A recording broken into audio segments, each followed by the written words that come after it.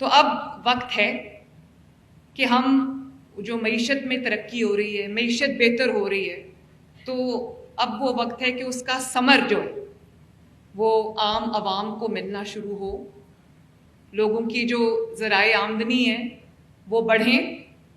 लोगों की जो जेब है उसमें इतनी इस्तिताअत हो उनकी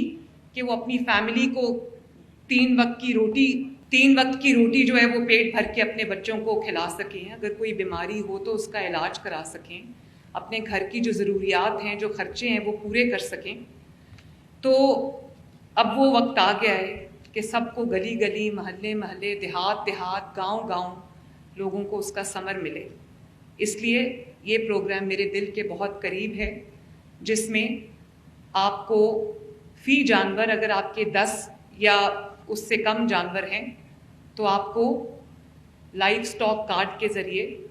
आपको तकरीबन 2,70,000 रुपया आपको 4 माह के लिए दिया जाएगा,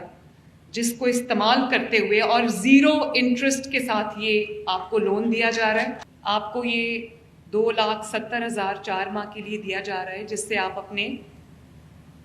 जानवरों के लिए, मवेशी के लिए आप उनका चारा ख़रीद सकते हैं, उनके लिए अच्छा जो उनकी जो फूड है वो आप फॉडर है वो ले सकते हैं, और उससे काफ फैटनिंग होगी, एनिमल फैटनिंग होगी।